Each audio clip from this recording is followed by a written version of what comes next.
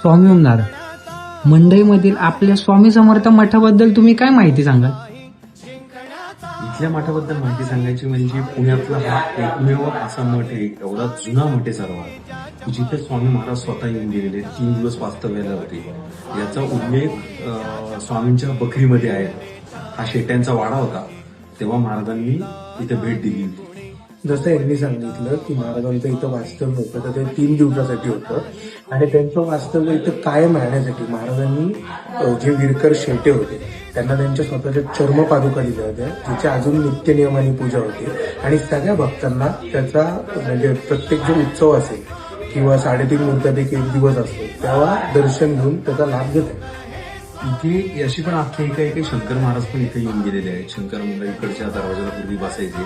आत्ताचे जे दत्त मंदिर आहे तिथं पूर्वी विहीर होती, त्याला त्या विहिरीतल्या पांडव कुशावर ते तीर्थ म्हणायची. त्या तीर्थांनी शंकर महाराजांना आंघोळ घातली होती आणि रोगमुक्त केलं होतं, अशी आख्यायिका इथं आहे. अजून सांगता येईल म्हणजे या मठाचं एकमेव वैशिष्ट्य असे की आपल्यासारखी मूर्ती, आपल्या मठासारखी मूर्ती बाहेर कुठं बघायला मिळत नाही. की आपण प्रत्येक म्हणजे देवदेवता जेवढे आहेत त्यांची जयंती असते किंवा त्यांचा उत्सवाचा दिवस असतो, तर त्या दिवसाप्रमाणे आपण आपल्या मूर्तीला ते रूप देतो. आणि असं म्हणणं आहे लोकांचं सगळ्यांचं की ज्या देवदेवतांचं रूप आपण स्वामींना देतो तसेच महाराज दिसतात किंवा त्या रूपातच महाराज दिसतात, असं हे वैशिष्ट्य आहे मूर्तीचं. अजून एक दुसरी गोष्ट म्हणजे संध्याकाळी रोज इथं महाराजांना हुक्का देण्यात येतो, कारण महाराज तेव्हा हुक्का प्यायचे.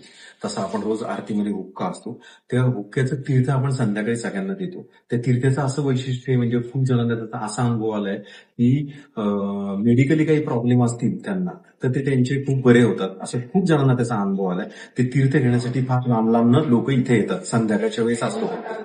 आता येते स्वामी जयंती 20 तारखेला, तर प्रत्येकाने दर्शनाचा लाभ घ्यावा, कारण तेव्हाही त्या चर्मपादुका बाहेर असतील. स्वामी स्वामी